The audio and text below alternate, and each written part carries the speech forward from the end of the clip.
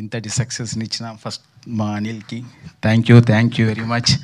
ఎప్పుడు మాతో ఇలాగే ఉండాలి, ఇలాగే డిస్ట్రిబ్యూటర్ని హ్యాపీ చేస్తూ మనం ఇలా సినిమాలు తీస్తూనే ఉండాలి. Thank you. మా సంస్థ మొదలు వచ్చింది డిస్ట్రిబ్యూషన్ నుంచి. ఒక 20 years బిఫోర్ డిస్ట్రిబ్యూటర్కి ఉన్న వాల్యూ ఈరోజు లేదు. ఒక డిస్ట్రిబ్యూటర్కి రెస్పెక్ట్ లేదు, ఒక డిస్ట్రిబ్యూటర్కి గౌరవం లేదు. ఇలాంటి సమయంలో డిస్ట్రిబ్యూటర్ తలెత్తుకునేలా చేసిన సినిమా సంక్రాంతికి వస్తున్నాం. ఇవాళ ఈ డిస్ట్రిబ్యూటర్లు అందరూ వచ్చి ఇలా కూర్చొని చూసి చాలా రోజులైంది. డిస్ట్రిబ్యూటర్లు ఇంటర్వ్యూలు తీసుకొని మీడియా చాలా రోజులైంది.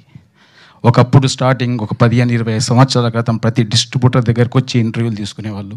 సినిమా ఎలా ఉంది, ఎంత కలెక్ట్ చేసింది, ఏంది అని. ఈరోజు అది లేదు. ఒక సినిమా ఇంత కలెక్ట్ చేసింది అని మీడియా, ప్రొడ్యూసర్స్ ఎవరికి వారే ఫిగర్లు వేసుకుంటున్న రోజులు ఇవి. నిజాయితీగా డిస్ట్రిబ్యూటర్స్ ముందుకొచ్చి ఈ సినిమా ఇంత చేసింది అని తలెత్తుకొని చెప్తున్న సభ ఇది. Thank you. ఫస్ట్ మా సంస్థ నుంచి ఒక 2-3 years నుంచి అంతగా విజయాలు లేవు, సక్సెస్ లేవు.